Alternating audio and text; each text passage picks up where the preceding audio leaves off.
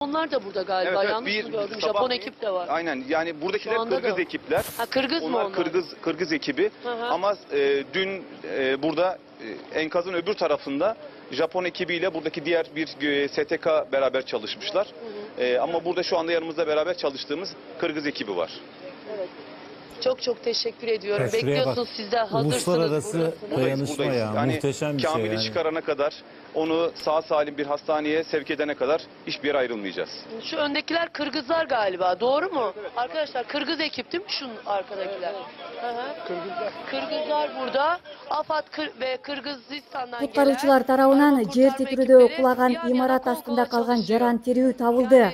Мындай кубанычтуу жаңылык Туркия телеканалынын биринде түз эфирде чагылдырылган.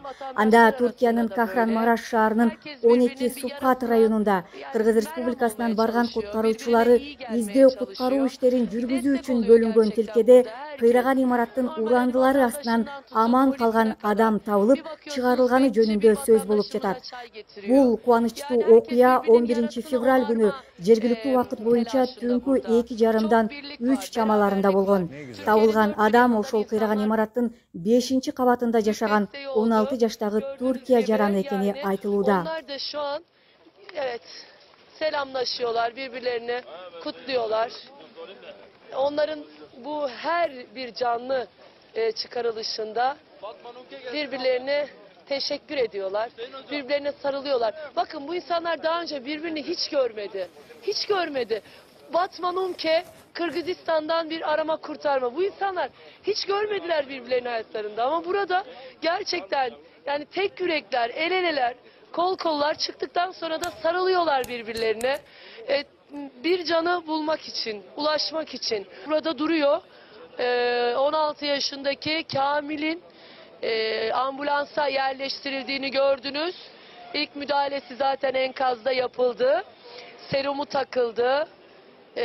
Sedyeye yerleştirildi. Ambulansa şu an koyuldu. İçeride yine müdahaleler yapılıyor. Daha sonra biraz sonra ve şu an hastanelerle temas halindeler tabii.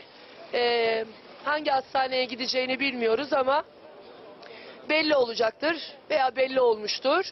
Hastaneye götürülecek, artık tedavi altına alınacak. Sağlık durumunun iyi olduğunu öğrendik. Bunu bir kez daha söyleyelim. Neymiş Halil? Fenerbahçe forması varmış üstünde. Üstünde Fenerbahçe. Koyu Fenerbahçeliymiş. Aha, çok. Ne oldu? Onu nereden? Videoyu attım ben. Ha tamam, peki. Ha. Koyu Fenerbahçeliymiş Kamil. Fenerbahçeli Kamil.